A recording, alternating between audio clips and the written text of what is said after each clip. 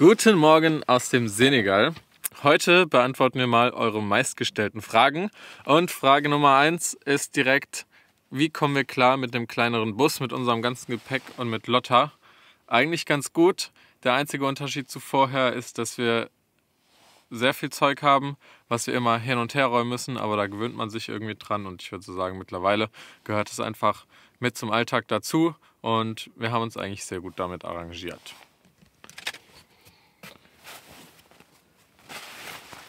Und dass wir keine Stehhöhe mehr haben, daran haben wir uns mittlerweile schon gewöhnt. Wir verbringen sowieso die meiste Zeit draußen, deswegen ist das gar nicht so schlimm für uns. Aufstehen!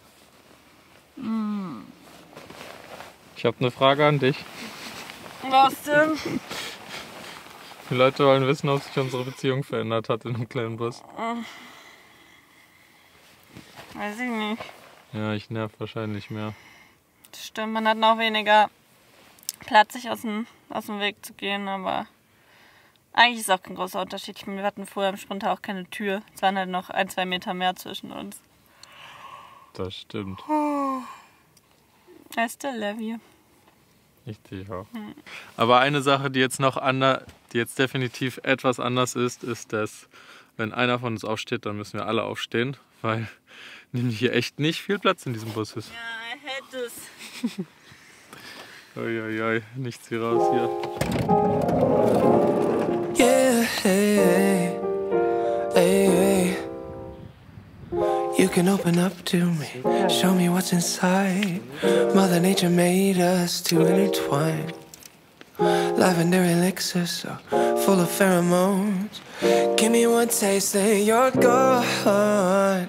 What if I can't get you out of my thoughts? What if my seasons don't change?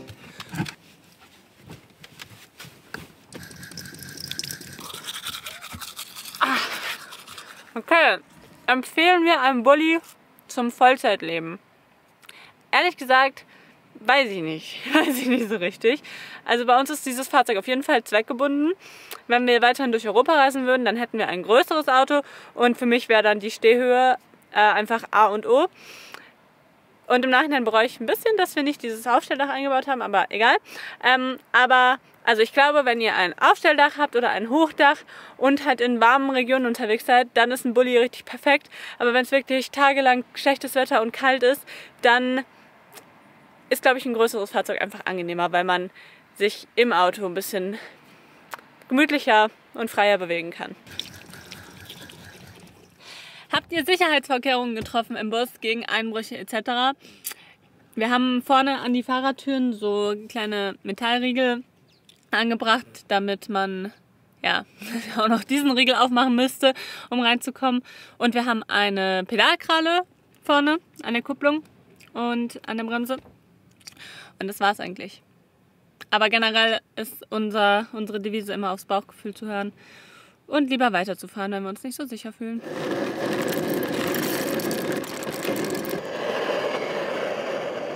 Scheiße. Was? Das reicht nicht für 2. Es bahnt sich langsam aber sicher eine Kaffeeknappheit bei uns an. Das hier ist unsere vorletzte Tüte mit gutem Specialty Coffee. Ich befürchte, in knapp 2 Wochen sitzen wir auf dem Trockenen. Thank you. Unser Aeropress-Rezept im Moment sind 11,5 Gramm Kaffee auf 200 Milliliter Wasser und die Wassertemperatur ist zwischen 88 und 92 Grad. Das kommt auf den Kaffee an und bis jetzt sind wir super happy damit. Aber wie ihr gerade gehört habt, ist eh bald vorbei. Von daher können wir uns bald schön daran zurückerinnern, wie wir es gemacht haben. Wenn es als nächstes besuchen kommt, muss sehr viel Kaffee mitbringen. Natürlich die Brühzeit 2 Minuten, das ist jetzt. Dann einmal kurz so swiveln, dann nochmal 30 Sekunden warten und dann runterdrücken, dann ist der Kaffee fertig. Und für die Nerds, wenn ihr eine Kommandante habt, 21 Klicks machen wir im Moment für den Kaffee, für die Aeropress. Seit einem Jahr erprobt. Und für alle, die jetzt sagen, dann stellt euch mal nicht so an, dann kauft euch halt einen Kaffee im Supermarkt. Nope. Did that, didn't work, not trying it again. Fertig. Danke. Tschüss. Okay, war es schwierig, den Umstieg auf den T3 zu machen? Nö. Wir haben uns richtig, richtig doll schon vorher darauf gefreut, sobald Schon wir Monate das Projekt vorher. in den Kopf bekommen haben. Deswegen war das dann eher so ein Abwarten, bis es endlich soweit ist. Aber ich glaube auch, dass wir dadurch nochmal die Zeit im Sprinter mehr genossen haben, weil wir so wussten, da kommt das neue Projekt und deswegen habe ich diese ganze Zeit irgendwie richtig schöne Erinnerungen. Das stimmt. Vermisst ihr den Sprinter oder denkt ihr oft an die Zeit zurück? Ich denke schon manchmal dran zurück, aber nicht unbedingt, weil ich den Sprinter an sich vermisse, sondern eher die Zeit, die wir damit hatten, weil ich fand, dass wir wirklich eine sehr, sehr schöne Zeit da drin hatten und ich habe sehr viele gute Erinnerungen daran und deswegen ja, ist es einfach schön, manchmal so in Erinnerung zu schwelgen. Manchmal entdecken wir dann auch wieder Fotos oder keine Ahnung, schauen nochmal ein altes Video rein, weil wir, weiß nicht, irgendein Material gesucht haben, bleiben dann so ein bisschen drauf hängen. Das ist irgendwie cool. Dieser Kaffee ist so lecker, wo wir Ja? machen. Ja, ist richtig fruchtig. Das ist der neue. Oha! Oh. Okay, nächste Geil. Frage. Wollen wir den T3 behalten, wenn wir mit der Reise fertig sind? For sure, man! Auf jeden Fall. Also dieses Auto ist schon irgendwie so ein... Das gehört jetzt halt zur Familie. Ja. Die Frage ist halt, was können wir damit noch anfangen, wenn wir in Deutschland sind? Also in der Konfiguration, wie der jetzt ist mit dem Motor und so weiter, ist die Frage, ob das dann noch möglich ist, den quasi so auf der Straße so anständig zuzulassen oder ob wir das Ding halt ja, in der Form dann Habe ich gerade fast alles an dem Auto in Deutschland nicht legal, aber wir sind ja nicht in Deutschland. Ja, aber ich habe mir eigentlich schon fest vorgenommen, dass ich nach der Reise daraus ein richtiges Projekt machen will, den komplett entkernen will und den nochmal richtig neu aufbauen möchte. Und mal schauen, wird sich schon eine Lösung finden. Und mal schauen, wie der aussieht, wenn wir wieder ankommen. Ja. Also, mal sehen. Aber ja, der bleibt definitiv bei uns. Oh, der ist so gut. Ja, das ist Willst du noch einen Schlenk? Let's go! Na, die kommt. Super! I don't gotta change the world, I just got to be myself. I don't count dollar signs, spread love and I share the wealth. I've been overthinking on my life, no more wasting on my precious time. Die Lebensmittelversorgung ist in jedem Land ein bisschen anders, deswegen müssen wir uns da immer neu reingrooven, wie das hier so funktioniert. In Marokko zum Beispiel gab es immer so Gemüseläden, da gab es eigentlich alles an Obst und Gemüse und dann daneben meistens noch einen Shop mit Konserven und Getränken. Hier im Senegal ist das nicht ganz so, hier gibt es ganz viel Obst am Straßenrand, aber Gemüse ist etwas schwieriger zu finden und ab und zu gibt es dann auch einen großen Supermarkt wie hier zum Beispiel. Und hier gehen wir hin, wenn wir versuchen, ein paar Sachen zu finden, die es sonst nicht so gibt, wie Schokolade oder Hafermilch. Ciao. Viel Spaß. Bring mir Gummibärchen mit, ja? Okay. Hallo. Hui, hui, hui. Wir konnten vorher auch nicht wirklich einschätzen, wie das mit dem Einkaufen hier ist, aber wir haben festgestellt, dass es in den großen Städten auch immer ziemlich fancy Supermärkte gibt, so wie hier zum Beispiel. Und die Frage kam auch, ja, wir leben vegan, wir haben sogar ein Kochbuch geschrieben mit veganen Tofu-Rezepten. Findet ihr hier unten verlinkt. Und wenn man Glück hat, dann findet man sogar Hafermilch. Aber wir sind da gar nicht so drauf verbissen. Man kann sich auch super ohne die ganzen Ersatzprodukte vegan ernähren, was wir auch den größten Teil der Zeit machen. Ich muss jetzt nochmal zu unserer Verteidigung sagen, dass dieser Einkauf nicht sonderlich repräsentativ ist. Normalerweise kaufen wir eigentlich nur Gemüse und so ein paar trockene Sachen wie Hülsenfrüchte, Nudeln und so weiter. Aber weil wir jetzt gerade hier waren, Kann man sich ja mal gönnen. Ich will auch nicht erzählen, was das gekostet hat. Also kurzer Nachtrag, unser Kochbuch ist gerade im Angebot und zwar im Rahmen des Veganuary Sales. Das ist ein E-Book und ihr könnt momentan ganz 5 € sparen und zwar nur noch diese Woche. Also schaut mal unten im Link vorbei und fangt an, leckere Gerichte mit Tofu zu kochen. Wir können es nur empfehlen. Gasol. Gasol, oui. Diesel tanken und Wasser auffüllen ist hier extrem einfach. Es gibt eigentlich überall Tankstellen, also so richtig große, schicke, neue Tankstellen. Und irgendwie hat sich gefragt, wie wir das machen, wenn wir so in der Wüste oder ganz weit weg von den Ortschaften sind. Das kommt ja irgendwie eigentlich nicht vor, weil also es sind halt überall irgendwo Tankstellen. Deswegen ist die Dieselversorgung überhaupt kein Problem. Und Wir haben uns angewöhnt, einfach immer an den Tankstellen nach Wasser zu fragen. Die haben ja immer so Waschstraßen und dann kriegen wir hier das Wasser. Das ist zwar da kein Trinkwasser, aber wir filtern das ja. Und so können wir immer 2 Fliegen mit einer Klappe schlagen. Und der nette Mann wollte mir unbedingt das Wasser selber auffüllen. Er hat gesagt, ich soll weggehen und er macht das jetzt. Das ist ein Geschenk für mich. Also voll lieb. Okay. Wir sind übrigens gerade unterwegs nach Dakar, die Hauptstadt des Senegals. Da waren wir ja letzte Woche schon mal. Und ja, wir sitzen im Bus. Die Frage, wie läuft der Bus, kann ich damit beantworten, dass der Bus richtig gut läuft.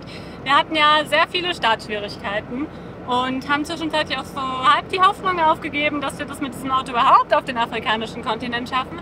Aber seitdem läuft es richtig gut und es geht so weiter, da bin ich mir sicher. Wir haben uns dieses Auto hier ausgesucht, nicht nur weil es ziemlich cool aussieht, sondern auch weil es ein Allradfahrzeug ist, mit dem man, wenn man es einmal im Griff hat, so wie wir es jetzt hoffentlich haben, nicht mehr so viele Problemchen hat, beziehungsweise diese Probleme relativ schnell selber beheben kann. Hier ist nicht viel Elektronik drin, wir haben nicht mehr eine Klimaanlage, was wir jetzt manchmal ein bisschen schade finden. Aber hier ist halt echt nicht so viel, was kaputt gehen kann, und wenn was kaputt geht, dann bin ich mir eigentlich recht sicher, dass wir dafür irgendwie einen Ersatz finden, und man kann auch mal sich irgendwas zurechtbiegen oder zurechtkleben oder was auch immer, um es zumindest bis zur nächsten Werkstatt zu schaffen, wenn man da Support braucht. Aber ein weiterer Vorteil von dieser einfachen Technik ist auch, dass wir mittlerweile sehr viel davon verstehen, von dem, was hier im Auto losgeht, also abgeht, also ich. Und ich einfach viel, viel sicherer bin, wenn wir jetzt hier diese riesen Tour damit machen. Dass ich vieles oder hoffentlich das meiste auch einfach selber machen kann. Thema TÜV, der läuft nächsten Herbst ab, ich glaube August 23 oder November 23, nee, warte mal, das ist ja schon dieses Jahr. Also der TÜV läuft dieses Jahr ab, aber solange wir nicht in Deutschland sind, brauchen wir auch keinen gültigen TÜV. Und deswegen ja, kümmern wir uns halt erstmal nicht mehr drum. Wenn wir irgendwann wieder in Deutschland sind, dann müssen wir halt schnell einen TÜV machen oder das Auto halt direkt abstellen. Aber das ist noch eine Weile hin.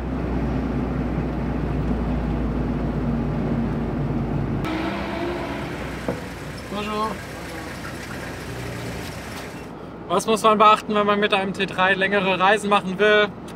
Ich würde sagen, genau dasselbe wie mit jedem anderen Auto. Man sollte vorher checken, dass das Auto in einem guten Zustand ist. Man sollte auf jeden Fall nicht zu so einer Stümperwerkstatt gehen wie wir, wo wir waren. Und ansonsten ja, sich ein bisschen vorbereiten, sich über das Fahrzeug einlesen, ein paar Videos gucken, versuchen Informationen zu bekommen, vielleicht auch einfach Informationen darüber zu bekommen, was sind häufige Fehler, die bei diesem Auto auftreten oder Problemchen, dass man da einfach darauf vorbereitet ist. Und dann würde ich sagen, ist eigentlich soweit alles gut. Wir haben bis jetzt die Erfahrung gemacht, dass es eigentlich immer irgendwo jemanden gibt, der einem in irgendeiner Form helfen kann. Vielleicht das ein oder andere Ersatzteil mitnehmen. Genau. Also wenn man weiß, unsere Taktik ist mittlerweile, dass wenn wir sehen, da ist irgendwas, was demnächst kaputt gehen könnte, dann versuchen wir das Teil einfach zu organisieren, damit wir dann nicht blöde dastehen, wenn es dann soweit ist. Und was war noch? Achso, im Anschluss hat noch jemand gefragt nach Tipps für einen frischen T3 Synchro-Fahrer. Versuche auf jeden Fall auch so viel über dieses Auto zu lernen. Es gibt super YouTube-Videos, es gibt Handbücher darüber, wie man das Auto repariert.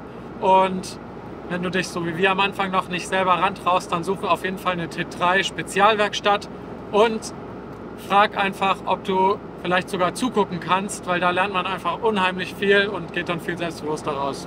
Und hab Spaß mit dem Auto. Das ja. Kann richtig viel, genau. Viel mehr als man denkt auf den ersten Blick. Und lass dir keinen Scheiß erzählen von Leuten, die das Auto noch nie gefahren haben.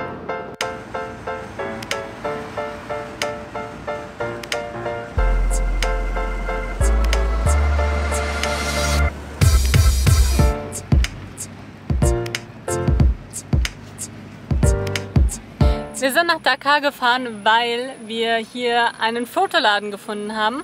Und dieser Fotoladen verkauft Drohnen. Und zwar auch genau die Drohne, die wir hatten. Wir haben ja, bevor wir nach Marokko gereist sind, unsere Drohne nach Deutschland zurückgeschickt, weil man die in Marokko nicht einführen darf. Und es ist total schade, jetzt keine Drohne dabei zu haben, weil das ist die Reise unseres Lebens. Und wir wollen natürlich so viel und so hochqualitatives Material wie möglich herstellen. Außerdem sind die Videos mit Drohnenaufnahmen schon ein bisschen schöner. Und jetzt haben wir lange hin und her überlegt, wie wir das machen sollen, ob wir uns die Drohne wieder in den Senegal schicken lassen sollen und haben jetzt letztendlich uns dafür entschieden, hier eine neue Drohne zu kaufen und unsere alte Drohne in Deutschland zu verkaufen. Dadurch machen wir jetzt zwar ein bisschen Verlust, allerdings wäre der Versand in den Senegal auch nicht billig und wir müssten die Drohne auch noch verzollen. Also wahrscheinlich kommt es am Ende wirklich ungefähr auf das Gleiche raus. Und ja, jetzt haben wir also wieder eine Drohne. Alter, man konnte nicht mit Karte zahlen, sondern in Bar. Und dann musste ich erst mit einem Mitarbeiter zum Bankautomat gehen. Und die Währung hier ist ja ziemlich inflationär. 1 Euro sind 650, wie heißen die? Franc, wie auch immer. Auf jeden Fall musste ich gerade insgesamt 1 Million abgeben. Das ist einfach so ein fetter Stapel. Ach du Scheiße. Das ist echt krass.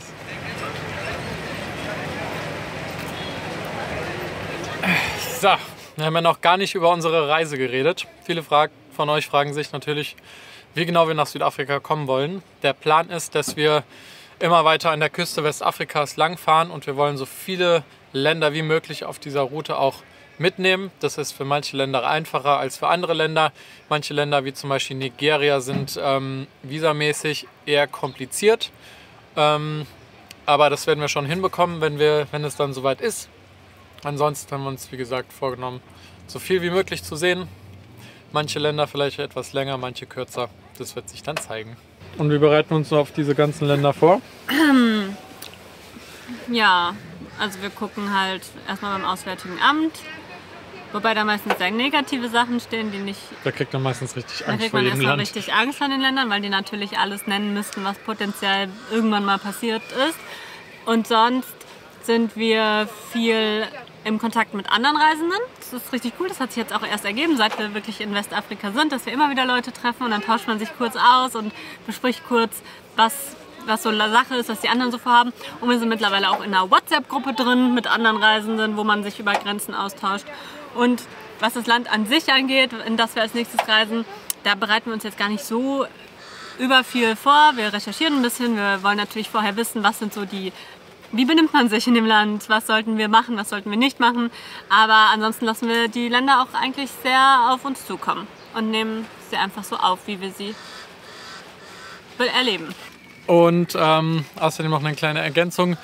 Wir recherchieren zum Beispiel unter anderem jetzt neuerdings auch noch auf iOverlander. Das ist eine App, falls euch die nicht sagt. Da kann man Stellplätze eintragen, aber da sind eben auch Sachen wie Grenzübergänge, Botschaften, irgendwelche Hotels und Polizeistationen und so weiter eingetragen. Und das Coole daran ist, dass die ganzen Reisenden, die da schon gewesen sind, oft dann auch kommentieren, wie ihre Erfahrung war. Und da bekommt man dann auch teilweise ein Gefühl dafür, wie ist gerade die Lage zum Beispiel in einer Region und wie funktioniert zum Beispiel das mit den Grenzen. Da hört man auch immer ganz viele unterschiedliche Geschichten. Da kann man sich dann auch nochmal so ein Bild machen und aus allen Informationen, die wir dann so sammeln, ergibt sich dann irgendwas und am Ende entdecken wir dann aber selber nochmal neu, wie es tatsächlich ist. Und genau, müssen wir jetzt noch die Frage beantworten, wie es nach Südafrika weitergeht. Wie wollen wir wieder zurückkommen? Also, wir wollen gerne, nachdem wir in Südafrika angekommen sind, in Ostafrika wieder hochfahren. Soweit das denn möglich ist. Also, es kann sein, dass wir dann irgendwie in Kenia oder so abbrechen müssen, weil es dann erstmal nicht weitergeht. Äthiopien ist zum Beispiel momentan schwierig. Aber das wollen wir auch alles jetzt noch gar nicht so genau festlegen, weil da liegt da jetzt noch mindestens 1,5 Jahre oder so dazwischen. Und das kann sich alles wieder ändern. Aber der Traum wäre eigentlich schon, das Auto auch selber wieder nach Deutschland zu fahren und nicht irgendwie auf ein Schiff zu packen und heimzufliegen. Wir wollen einmal den ganzen Kontinent bereisen. Manche von euch haben auch den Eindruck, dass wir im Moment sehr schnell unterwegs sind. Man kann sagen, wir sind schneller unterwegs, als wir in Europa waren. Für unser Empfinden und was wir so erfahren haben, wenn wir uns mit anderen Reisenden unterhalten, sind wir tatsächlich recht langsam. Also die Leute, die wir so treffen, die sind meistens deutlich schneller als wir unterwegs. Aber das Ganze hat auch bei uns einen bestimmten Grund. Und zwar müssen wir uns an gewisse Umstände halten, wie zum Beispiel die Regenzeit, die in den meisten Ländern in Westafrika im April losgeht. Und die muss wohl teilweise so heftig sein, dass man da mit dem Auto eigentlich fast gar nirgendwo mehr hinfahren kann. Deswegen versuchen wir unsere Reisegeschwindigkeit so anzupassen, dass wir wenigstens nicht mitten in der Regenzeit irgendwo festsitzen, wo wir dann immer noch mehrere tausend Kilometer fahren müssen, bis wir aus diesem Gebiet der Regenzeit wieder raus sind. Der andere Faktor ist, dass es für jedes Land bestimmte Bestimmungen gibt für das Visa. In manche Länder dürfen wir uns nicht länger aufhalten, für andere Länder müssen wir einen bestimmten Zeitpunkt festlegen. Das heißt, auch das wirkt sich wesentlich auf unsere Reisegeschwindigkeit aus. Manche Länder werden wir vielleicht auch einfach nur durchfahren, weil es da einfach nicht sicher ist, um da einfach derzeit zu reisen. Deshalb ist die Reisegeschwindigkeit eigentlich für uns ganz super. Zoe hat eine Wortmeldung, ja bitte. Ich wollte jetzt nur ergänzen, dass wir natürlich gerade gesagt haben, dass wir so viele Länder wie möglich mitnehmen wollen.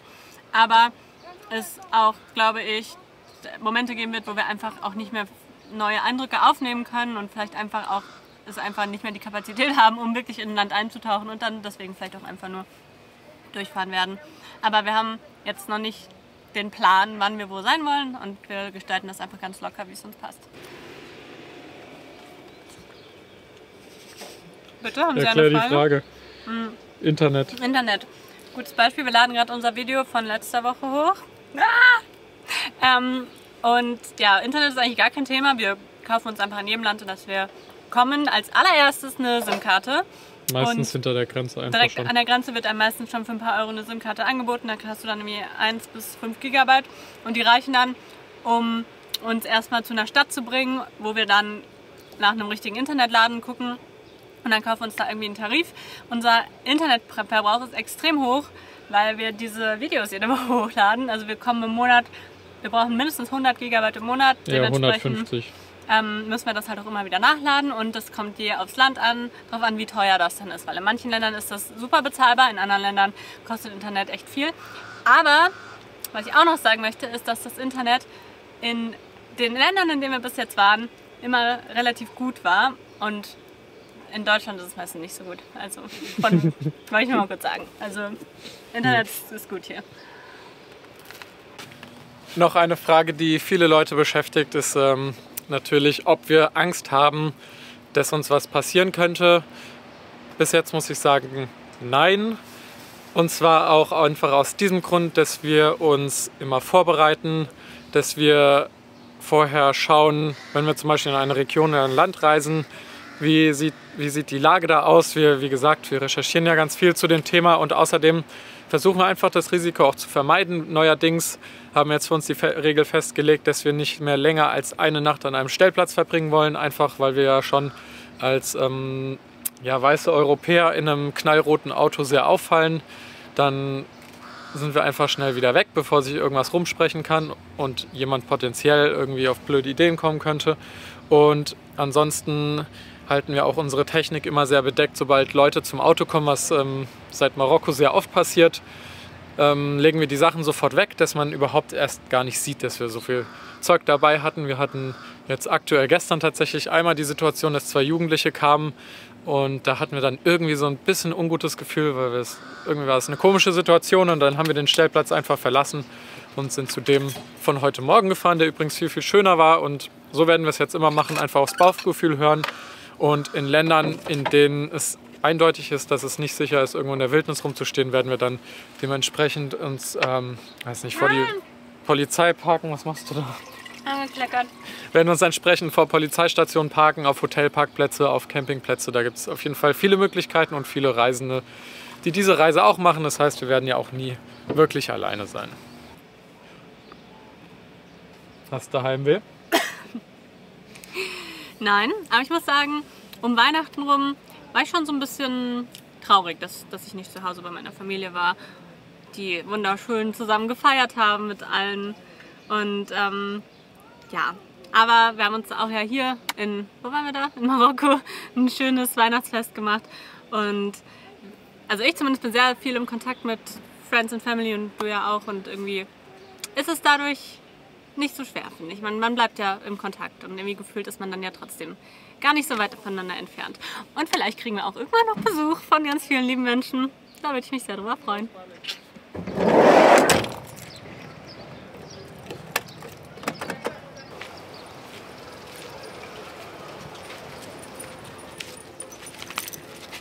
Wir stehen hier übrigens jetzt mitten in der Stadt, aber direkt am Strand. Auf so einem bewachten Parkplatz und schon hier runter an den Strand. Das ist voll schön. Wir bekommen immer mal wieder die Frage wie man uns denn am besten unterstützen kann auf dieser Reise. Und dazu möchte ich erstmal sagen, dass wir von niemandem erwarten, dass wir irgendwie große Unterstützung von euch bekommen. Die größte Unterstützung, die ihr uns bieten könnt, ist ein Like dazulassen, ein Abo dazulassen, einen netten Kommentar und darüber freuen wir uns ganz, ganz doll. Falls ihr aber noch ein Stückchen weitergehen wollt, dann haben wir uns jetzt was überlegt. Und zwar wollen wir über Patreon einen Zugang bieten für die Leute, die einfach noch ein bisschen mehr mitbekommen wollen, ein bisschen näher dran an unserer Reise sein wollen. Und da haben wir ein paar coole Benefits uns für euch ausgedacht. Ihr könnt zum Beispiel immer sehen, wo wir sind und auch unsere komplette Reiseroute zurückverfolgen. Außerdem werden wir über die Plattform noch so ein paar extra Stories und Anekdoten teilen, die ihr dann einfach als erstes seht. Also falls ihr Lust habt, da Teil des Teams zu werden, dann schaut doch mal unten im Link vorbei. Würden wir uns sehr darüber freuen. Und wir freuen uns aber auch, wenn alle anderen uns einfach einen Daumen hoch geben.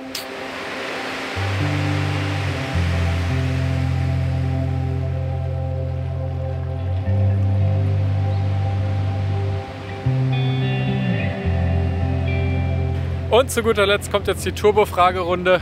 Los geht's. Wie geht's euch und Lotta mit der Hitze? Ganz gut soweit, wir gewöhnen uns langsam dran. Wir haben so unsere Kniffe, wie wir damit umgehen können. Also wir kriegen das schon hin. Wie lief es mit der Tofu-Produktion? Bis jetzt ganz gut. Ist zwar noch nicht so perfekt wie unser gekaufter Tofu, aber es wird. Hattet ihr schon gefährliche Tierbegegnungen? Nein, zum Glück noch nicht. Wir waren an einem Platz, wo es angeblich ganz viele Schlangen gab. Wir haben aber keine davon gesehen. Also bis jetzt sind wir noch sehr relaxed. Wo sehen wir uns in 5 Jahren? Auf unserem eigenen Grundstück mit großem Garten, selbst angebautem Gemüse und einer gut laufenden Filmproduktion. Wie findet ihr Stellplätze? Die finden wir über iOverlander oder Park4Night oder über Google Maps. Wie würden wir mit einer bedrohlichen Situation oder einem Überfall umgehen?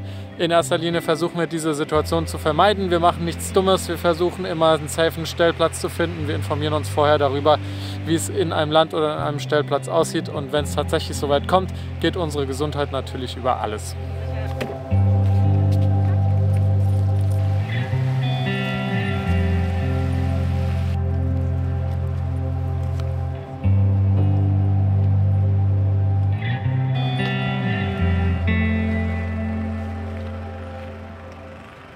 Okay, das war's dann mal wieder für diese Woche. Schön, dass ihr dabei wart. Wir freuen uns, wenn ihr nächsten Sonntag wieder einschaltet. Drückt gerne auf den Abo-Knopf, wenn ihr das noch nicht getan habt. Und dann macht's gut. Und nicht vergessen, das Kochbuch ist noch on sale bis Ende des Monats. Und ihr könnt Patreon-Pate werden. Aber no pressure. Wir freuen uns, wenn ihr nächsten Sonntag wieder einschaltet. Ciao!